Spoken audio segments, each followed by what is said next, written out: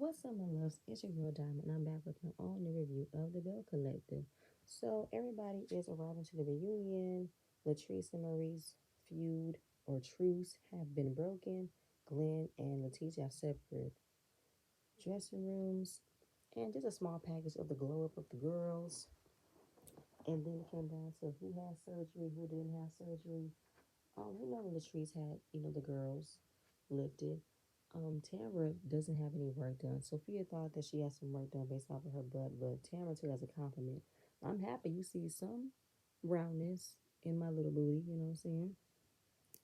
So, just looking back at the girls and how they made changes. Letitia, she lost a few pounds, lost from her husband.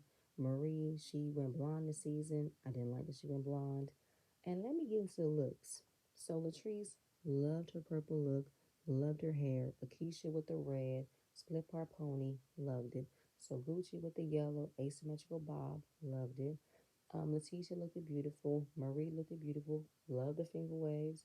Tamara looked beautiful. Um, and introducing Akeisha and Soguchi. Thanks you guys for coming onto the show. What made you guys want to come onto the show? Well, they're both from Jackson. They one's representing Jackson. They're very happy that Jackson is getting the spotlight. And Akeisha watched the first season and she said that the first season was good, but she came on to make it better. All in all, everybody added to the show this season. It was good to add two more girls to add more spiciness, but the season was great. The first season was great. So you guys did a really good job. And now we get to information we didn't even know. So apparently, Akeisha was considered for the first season. They were already going through their, applications, submitting pitches for certain people to come onto the show. But the one person who was against it was Tambra. She made an excuse as to why Akeisha shouldn't be a part of the show. How she is from Jackson, but she doesn't live here. And she can't be part of the show if she doesn't live here full time. So it's just kind of like, what's the problem though? You keep on saying how she can't be here because she doesn't live in Jackson. It's not a third. What's the other reason? What's the holdup? They really wanted her there. You know, and it was asked, Tamber, why didn't you want Akeisha on the show? Just because you didn't want her, so you didn't like her. And Tamber said if she did not want her on the show, she would have acted like she didn't want her on the show. She would have said it. Well, you kind of said it in multiple ways, though, Tamber. You didn't want to be part of the group chat, and now you were bombarding Akeisha's first time on the show. And Latrice and Letitia wanted Akeisha. They liked her. They wanted to move forward with her. But you didn't want her on the show. Why? I just felt as though Tamber probably got some underlying animosity towards Akeisha from high school. Akeisha was a popular girl. Tamara was probably second best. Kind of like Trissy Tang and that other girl from Fairly Odd Parents, the one who was obsessed with Trissy Tang. Well, she's giving me second fiddle. Gretchen Wieners. Give me Gretchen Wieners from her Regina. And she wanted to maybe keep that in her back pocket that she was a part of the show from the beginning and that Akeisha was asked a second time. It would have given Tambra a leg up. Like, I've been here all this time. I have more of a leg up than you do. Like, it's something like that. And we get to Akeisha calling the girls ugly. It was a phone conversation and it showed a little teaser of the girls, and that's when they don't have any cute girls in Jackson. Tamara said they are beautiful, okay? But that was used to paint out Akeisha for the other girls. And the shade was thrown. Akeisha practically admitted it, but was Tamara lying though? Letitia said, I wouldn't say she was lying. I'm just saying, Tamara, you do be saying stuff that kind of contradicts on what you're trying not to say. And it's just like for what it was. Tambra, you probably wanted to be the only yellow bone girl on that show. And then I want Akeisha coming in. Akeisha felt the way about calling them ugly and maybe to the point where she wasn't selected. But Akeisha, that was wrong. And the fact that you said, yeah, I might have said it in a way that this was, but not the way that that was. But girl, you said it just to say it, okay? And then the whole shade thing, I think it's a bunch of bull. And she said, listen, when I first met the girls, they were beautiful. Okay. So, yes, it was said, I'm done. I'm over it. Then we get to the brunch, the beef with Letitia and Akeisha about the dirty play, right? So, Akeisha wasn't trying to come in shading, even though she was, but she wasn't trying to pick apart and create an issue. She literally sat down, saw that her plate was dirty, broke the fourth wall, told the producer, my plate is dirty. They told her, don't tell me, tell Letitia, because they have to remember the cameras aren't there. They're invisible, okay? So they have to settle their own problems on camera. So when she did tell Letitia, Letitia got defensive and said, what you telling me for? I didn't put this together. What you want from me? Letitia, it's your event. You're the host. You invited me. You are supposed to be in charge of things if things go wrong. Who else is she supposed to talk to? So this is where I need Letitia to understand that she became defensive when you were checked about Akeisha having a dirty plate, and she wants to let you know to fix it. It wasn't to embarrass you, not really. But if this is about your brand and you want to be a woman of excellence, woman empowerment, it shouldn't hurt you to take a note or take information from a woman letting you know, hey, my plate is dirty. Okay, girl, thank you for letting me know. I didn't even notice that. Like, I don't understand that. I really don't. And how Akish came to criticize, blah, blah, blah. How we supposed to come in for empowerment. There was no empowerment at that brunch, teacher. I've already told you that. It led to you arguing with Marie in the men's restroom. And Letitia is on this kiss my ass tour like she is the queen. Like she wants Akeisha to just bow down every time. And I'm just like, girl, bye, okay? Like the whole you begged to be part of the show, you this and that and the third. But if she was selected in the beginning, how was she begging? If you liked her from the beginning, she didn't beg no way. Like I don't know what do you expect from other people. I think Letitia wants recognition that she never got from high school, and now that she's an adult, she's on the show. She wants people to kiss her ass.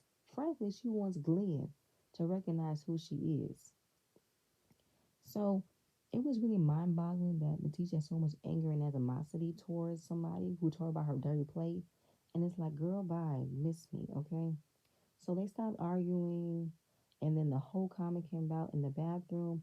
Y'all, hoes is not really an offensive term nowadays. If you're taking it offensively, then that's on you.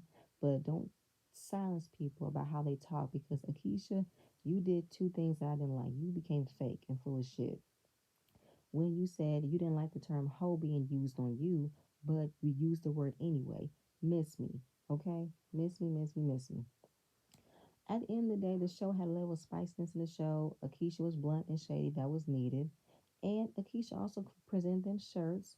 And Letitia went to one up her by giving her a glass plaque to Carlos, calling him the king of reality TV. Who's kissing ass now, Letitia? Giving him a gift so he can, make sure you're the one who brought everybody here? Fine. Latrice and Marie, this whole feud, I'm done with this feud, okay? The rumor that Marie was committing Medicaid fraud and it's not a third, how you won't let things go. Because apparently the truth didn't last long, okay? Marie was on her live and she said that Latrice had a storyline that was based upon Marie and how Marie gave her her storyline for the last two seasons. And Latrice said, I was your storyline. I'm making sure you get your life together just like your new nose. Ooh, that new nose. I swear to God, I knew something was different. I knew it. Her nose looked pinched. It looked pushed in. She can't breathe. Why did you do that to yourself? And she didn't deny it though. Marie was like, oh, she just hating. She just hating. Hating on what? Hating on what? Ain't nothing to hate on. Your new nose, honey. Get down to that, Carlos, please. So in the beginning, like the first season, right? They're about to come on camera for the first time. Marie wants to look her best. She didn't have any hair. Letitia told her about Goddess Lanes. She said she never heard of it. Mississippi is small, but it's not that small where you haven't heard about a woman selling hair. So you can miss me. And she bought hair. The hair wasn't right. Now you can get a bad batch of hair. You absolutely can. But wasn't she getting her hair done? No, no, she bought the hair. Then she found a man who can make a wig, and maybe the wig got switched. The hair that he had was old and he put on that wig, or I don't know. Like I'm think I'm forgetting something, but ain't that what happened? Anyway, so she wore this little Bo Peep outfit and she wanted to embarrass Latrice by saying, "This isn't your hair." So you use that she might have had a bad batch of hair as a way of saying, "Oh, she's not about her business. Let me embarrass her." And that's exactly what you did. But apparently, she said that Latrice told her, "If I come at you, don't take it personal." So Marie thought that that was a sign that, oh, she's about to flex on camera. She about to fake it. Oh, I got you. And the whole, "Where's your receipts? I've never been to your store. This and that, and the third." And it's just like, oh my God, please stop. Just stop, okay? Now, with what Marie did to Latrice was wrong. Latrice got her back, and now Marie was like, "We're going too far." I mean, the whole allegation about her committing Medicaid fraud, yes, that's a low point. Latrice asking people to send her information about Marie to spray her. But, I mean, when you present yourself on TV and you act the way that you act and folks don't like you, folks will come out and dig up stuff about you for them to spray you with, you know? So it led to Latrice putting out a document that Marie was investigated from her business before. And it was asked, "Has she ever been investigated prior to the first season of the show?" She said no. And I like that Marie feels like she a victim when she's not, because you came out the gate automatically coming at Latrice in her business, okay? So the fact that she took upon herself to come at you, even Steven at this point, okay? Even Steven. Um, Akeisha watched the first season and now she's filmed the second season. She don't know where the root is of this, beef between her and Marie. She don't know where it came from. And Letitia's in the middle because they're both her friends. Like they're really good friends of hers. They both been there for me. I see similarities in both of them, and I hate that you guys cannot be in the same room. You guys are businesswomen driven. Y'all hustle. Like you guys are amazing, and I don't like that you guys don't get along. And this is making Latrice cry because she doesn't like it when Letitia cry. It hurts her. So she knows that this is really hurting her friend. But come on now, we gotta keep it a buck. Latrice really didn't do nothing to Marie. She just came back at her the way that Marie did. Could have gone a little bit too far, possibly. Will Latrice have admitted? No. But it is what it is, though. So Latrice wanted to know from Letitia, did she ever try to ruin Marie? No. And the information you told me was the same information that I told Marie. And right now, we're putting an end to Bundlegate, Rumorgate, Medicaid Fraudgate. It's an end, okay? But Latrice is skeptical because I have made it a point of trying to move forward, and she's the one who always bring it up. If I squash it for real, I don't want to hear about this again. So she's hesitant, okay? Because this entire season, Marie has been bringing up Latrice for real, okay? So moving on from that, we get to the husbands. They on stage. JJ does the most, stands up and everything. JJ, sit down. So we go through Glenn and Letitia. They've been married for 18 years, but right now they're currently separated because he cheated on her. And now it's a possibility he fathered a child outside their marriage. She was getting emotional, learning that this was the only woman he's ever been physical with, but he's had intimate conversations with multiple women, and that was his decision, this, and the third. But I'm like, the affair was 8 years ago. And you mean to tell me this was the only woman he was physically involved with? I don't believe that. I mean, in the beginning of the show, Letitia said he's cheated a few times and you taking him back. Like, what's the difference between this time and the other times? For real, he really slept with somebody is what makes it the worst time. I don't, I, fine, fine. So the fact that this season he was working really hard to get her back, Carlos and the other fans was rooting for him. I wasn't. I wasn't rooting. But he wasn't a bad guy. He just did a bad thing. Bullshit. But then after all that you did to get her back, you were found out that you were now texting other women again. So the attention that he's getting from the show, all the DMs he's receiving and everything, he's responding to them. He's engaging. And these women are talking about how I can make you feel good. I can be there for you than Letitia can. I can do more than she can. This and the third. And he's replying it with, make sure you watch the show, 8 9 Central on OWN. See you there. It's like, bro, don't do that. Even if you were promoting the show, you're still engaging and having conversations with this woman. And there was a woman who showed her her breast. And he was like, dude, I ain't never seen size H breast before. Go look on Pornhub. They're there all the time. And he's been with the same size breast for 23 years. You trying to say Letitia's breasts are not beautiful? They're not great? They're not sizable? What you mean? Like, like he's embarrassing her at this moment. Like, really embarrassing her. I don't like that.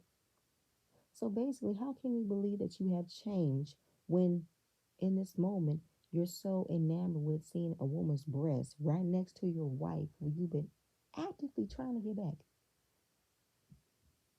Make that make sense? How can somebody be on your side with this, Glenn?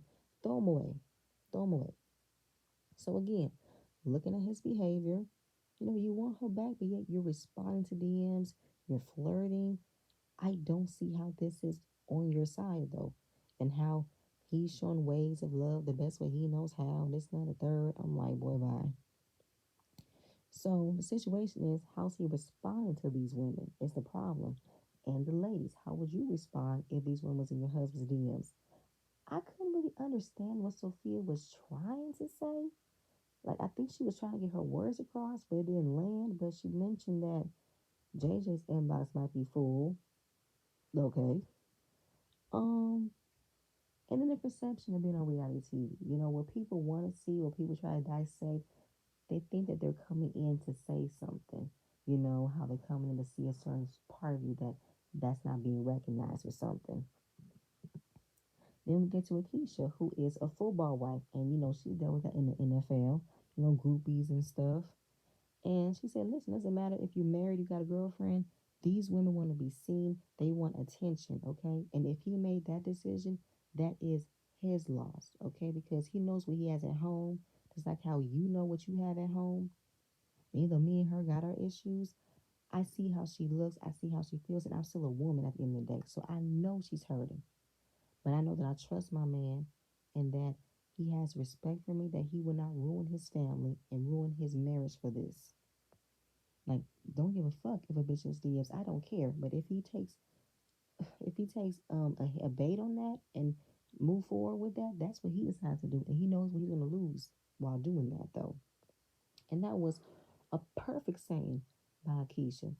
So perfect, you know what I'm saying? Because you need to trust that your husband won't make a mistake, and you don't have that. Letitia does not trust Glenn. She doesn't trust him. So right now we get to the paternity test, right? And if the child is his, he will take responsibility. But what's the next step for the marriage? She says she will. No, no, no. I'm sorry.